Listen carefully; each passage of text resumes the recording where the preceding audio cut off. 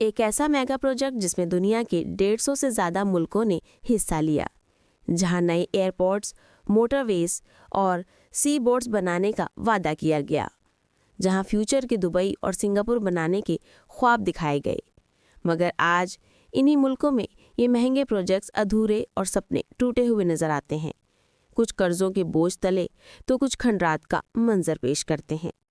ये धार चाइना का सबसे बड़ा ग्लोबल मेगा प्रोजेक्ट, जिसे नाम दिया गया बेल्ट एंड रोड इनिशिएटिव, एक वक्त था जब सब इसे प्रोजेक्ट ऑफ सेंचुरी करते थे, लेकिन आज इसे जियोपॉलिटिकल डिजास्टर कहा जाता है।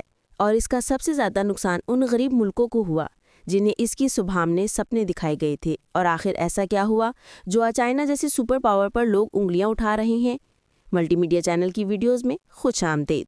नाजरीन, 2013 में जब चाइना के प्रेसिडेंट शी जिनपिंग ने बेल्ट एंड रोड इनिशिएटिव यानी शॉर्ट में BRI का ऐलान किया, तो इसे सदी का सबसे बड़ा प्लान कहा गया। इसका मकसद था एक सिल्क रोड बनाना, जिसमें रेलवे लाइंस, हाईवेज और पोर्ट्स के जरिए एशिया, अफ्रीका और यूरोप को जोड़ा जा सकेगा।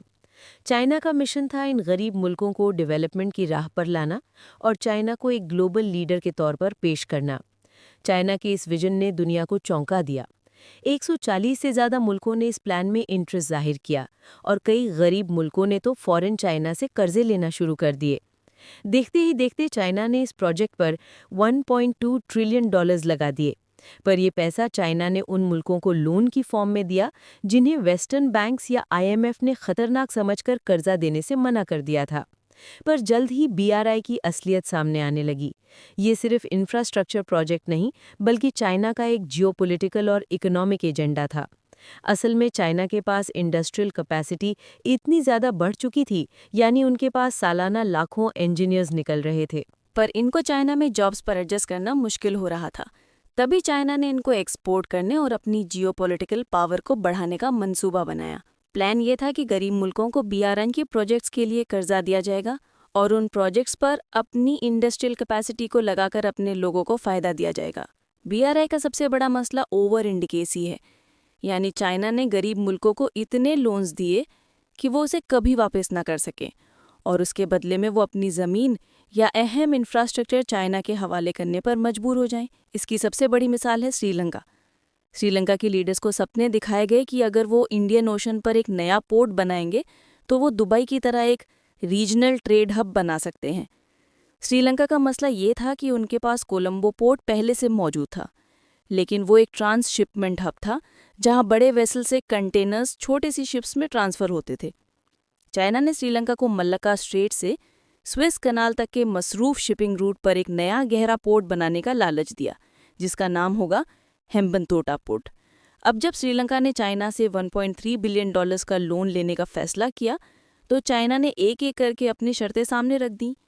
शर्त ये थी कि इस पोर्ट को सिर्फ चाइनीज़ फर्म्स ही कंस्ट्रक्ट करेंगी। लोन्स पर इंटरेस्ट तो कम था, लेकिन अगर लोन वापस ना हुआ तो चाइना के पास पावर थी इस प्रोजेक्ट पर कब्जा करने की। खैर, कंस्ट्रक्शन तो हो गई, लेकिन हेम्बनतोटा पोर्ट कभी चल न सका। फिजिबिलिटी स्टडीज़ ने दिखाया कि असल में यहाँ पोर्ट की ज़रूरत ही नहीं थी और हालात ये थे कि पूरे साल में यहाँ सिर्फ 30 से 40 शिप्स ने स्टॉप ओवर किया था। अब जब बोट ही नहीं चल रहा था तो लोन की अदायगी भी एक मसला बन गई। बात यहाँ तक पहुँच गई कि 2007 में अग्रीमेंट के तहत श्रीलंका को 99 ईयर्स के लिए पोर्ट चाइनीज़ कंपनी को देना पड़ गया। अब इस पोर्ट का पूरा रेवेन्यू सिर्फ चाइना के पास जाता है और श्रीलंका ने एक तरह से अपनी सॉवरेनिटी का एक हिस्सा खो दिया। पर इस जाल में फंसने वाला श्रीलंका अकेला नहीं था। अफ्रीका का छोटा मुल्क जाम्बिया, जो सिर्फ कॉपर एक्सपोर्ट्स पर जिंदा है, वो भी इस जाल में फंस चुका है। वहाँ के लीडर्स ने इकोनॉमी को मॉडर्न बनाने का सपना देखा और चाइनीज़ लोन्स की मदद से कई प्रोजेक्ट्स शुरू कर दिए। उन्हें ये नैरेटिव दिया गया कि IMF और वेस्टर्न कंट्रीज़ के लोन्स की शर्तें बहुत टफ होती हैं, लेकिन उन्होंने चाइनीज़ लोन्स की शर्तों की डाउनसाइड पर कभी गौर ही नहीं किया। वो शर्तें जो कहती थीं अगर लोन वापस नहीं किया तो चाइना उनके एसेट्स पर कब्जा कर लेगा। पर इन सपनों की कीमत बहुत बड़ी थी। 2020 तक जाम्बिया के टोटल कर्जों का 43% हिस्सा अकेले चाइना के पास था और नवंबर 20 में जब कोविड-19 पैंडेमिक की वजह से ट्रेड और टूरिज्म खत्म हो गए और कॉपर की डिमांड कम हो गई तो जाम्बिया डिफॉल्ट कर गया। BRI ने कई ऐसे मंसूबे भी बनाए जो किसी काम के ही नहीं थे। इन्हें वाइट एलिफेंट प्रोजेक्ट्स कहा जाता है, यानी वो प्रोजेक्ट्स जो दिखने में तो बड़े और आलीशान लगते हैं, लेकिन इनका कोई प्रैक्टिकल फ़ायदा नहीं होता। मॉन्टेनेग्रो यूरोप का एक छोटा मुल्क है जिसने 2014 में चाइना से $1 बिलियन का कर्जा ले लिया।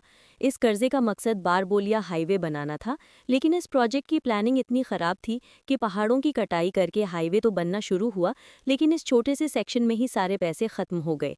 अब यहाँ सिर्फ 41 किलोमीटर्स का रोड है जो किसी मंजिल तक नहीं जाता। इस छोटे से हिस्से पर इतने ज्यादा पैसे खर्च किए गए कि मुल्क की पूरी इकोनॉमी हिल गई।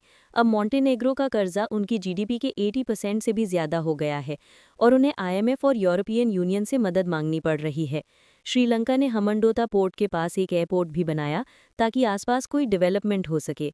मुताला राजापक्सा इंटरनेशनल एयरपोर्ट $200 मिलियन की लागत से तैयार हुआ और ये पैसे भी चाइना से ही लोन की फॉर्म में लिए गए थे। लेकिन न एयरलाइंस न इंटरेस्ट लिया और न ही पैसेंजर्स आए। आज हालत यह है कि इस एयरपोर्ट को वर्ल्ड्स एम्प्टीएस्ट एयरपोर्ट कहा जाता है क्योंकि यहाँ फ्लाइट्स बहुत कम होती हैं। यहाँ तक कि कभी-कभार यहाँ की रनवे पर हाथी और जानवर घूमते नजर आते हैं। साउथ अमेरिका के वेस्ट कोस्ट पर इक्वाडोर नामी एक छोटा सा मुल्क है और ये भी बीआरआई की जंगल में फंस चुका है। इन्होंने अपने एनर्जी क्राइसिस को सॉल्व करने के लिए $2.6 बिलियन का कोका कोडो सिंक्लेयर नामी डैम बनवाया, लेकिन कंस्ट्रक्शन के दौरान चाइनीज कॉन्ट्रैक्टर्स ने क्वालिटी स्टैंडर्ड्स इग्नोर किए और बाद में सामने आया कि ऑफिशियल्स को रिश्वत देकर काम चलाया गया। नतीजा ये हुआ कि आज डैम की दीवारों पर 17,000 से ज्यादा क्रैक्स मौजूद हैं। आज ये प्रोजेक्ट किसी भी वक्त कोलैप्स करने के खतरे में है, जो सिर्फ एक इकोनॉमिक डिजास्टर नहीं बल्कि एक बहुत बड़ा ह्यूमन और एनवायरमेंटल क्राइसिस भी बन सकता है। इसके बाद आई पाकिस्तान की बारी। सीपैक यानी चाइना पाकिस्तान इकोनॉमिक कॉरिडोर, जो पाकिस्तान के लिए $60 बिलियन का मंसूबा था। पाकिस्तान ने सीपैक से उम्मीद रखी थी कि बिजली, जॉब्स और तरक्की मिलेगी, लेकिन ज्यादा प्रोजेक्ट्स डीले या फेल हो गए।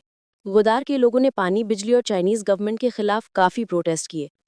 जॉब्स के वादे पूरे नहीं हुए और पाकिस्तान पर कर्जों का बोझ बढ़ता चला गया। अब हालत यह है कि गुदार पोर्ट पहले पाकिस्तान की अथॉरिटी के पास था और अब वो चाइना के पास है। उसकी रेवेन्यू का 91% हिस्सा चाइनीज लेके जाते हैं, जबकि सिर्फ बचा हुआ 9% पाकिस्तान के हिस्से में आता है। बीआरआई को सबसे बड़ा झटका तब लगा जब G7 का वाहिद मुल्क इटली, जो इसमें शामिल हुआ था, इसने इससे बाहर निकलने का ऐलान कर दिया। चाइना ने इटली को डायरेक्ट कैश लोन नहीं दिया था, बल्कि MOUs यानी मेमोरेंडम ऑफ अंडरस्टैंडिंग साइन किए थे, जिसमें चाइनीज इन्वेस्टमेंट और ट्रेड डील्स का वादा हुआ था। लेकिन ज्यादा प्रोजेक्ट मटीरियलाइज नहीं हुए और इटली को इकोनॉमिकली फायदा बहुत कम मिला। इसीलिए इटली ने बाद में इसे बिग मिस्टेक का नाम दिया और बीआरआई से निकल गया। इटली के अलावा मलेशिया, म्यांमार, बांग्लादेश और नेपाल जैसे मुल्कों ने भी बेल्ट एंड रोड इनिशिएटिव के कुछ प्रोजेक्ट्स को या तो मंसूख कर दिया या फिर उनकी शर्तों को दोबारा तय किया। इस नाकामी को देखते हुए अमेरिका और यूरोप ने भी अपने ऑल्टरनेटिव इनिशिएटिव शुरू किए हैं, जैसे PGII यानी partnership for global infrastructure and investment और यूरोप का ग्लोबल गेटवे प्रोग्राम। ये मंसूबे ट्रांसपेरेंट और लो इंटरेस्ट लोन्स का वादा करते हैं ताकि चाइना के डेट ट्रैप से बचा जा सके।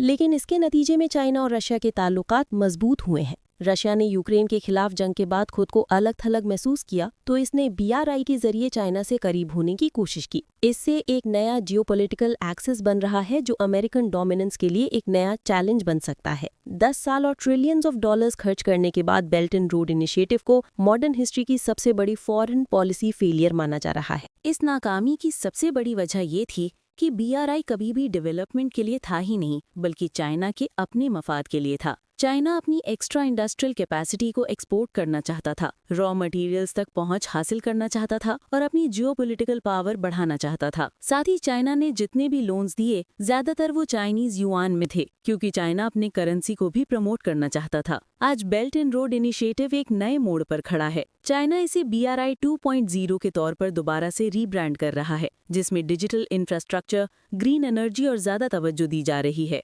लेकिन दुनिया पहले की तरह सिर्फ वादों पर यकीन करने को तैयार नहीं। अब मुल्क इन्हें प्रोजेक्ट्स को कबूल करेंगे जो असल इकोनॉमिक फायदा दे सकें, न कि सिर्फ कर्जों का बोझ बढ़ाएं। सवाल ये है कि BRI से जहां दूसरे मुल्कों को इतना नुकसान हुआ, क्या चाइना को इससे कोई फायदा हुआ या नहीं? असल में चाइना जो चाहता था ठीक वैसा नहीं हो पाया। चाइना चाहता था दुनिया में अपना कंट्रोल बढ़ाना, पर उल्टा BRI की वजह से इस पर डेट ट्रैप डिप्लोमेसी का लेबल लग गया। BRI की वजह से चाइना की खुद की इकोनॉमी स्लो हो गई। अरबों खरबों डॉलर के लोन वापस लेने और जिन प्रोजेक्ट्स पर कब्जा किया, उनको चलाने की लायबिलिटी भी चाइना पर आ चुकी है। दूसरी तरफ चाइना ने BRI के जरिए दुनिया भर में 100 से ज्यादा पोर्ट्स में डायरेक्ट या इनडायरेक्ट स्टेक ले लिया है, जो चाइना की एक्सपोर्ट इकोनॉमी के लिए काफी फायदेमंद है। अगर BRI का पूरा नेटवर्क कंप्लीट हो गया तो ये एशिया से यूरोप तक का सबसे लंबा रोड रेल सी कनेक्शन होगा, जिसमें दुनिया की 65% पॉपुलेशन कवर हो पाएगी। उम्मीद मल्टीमीडिया चैनल की इस वीडियो को लाइक और सब्सक्राइब करेंगे। मिलते हैं अगली शानदार वीडियो में। अल्लाह हाफिज।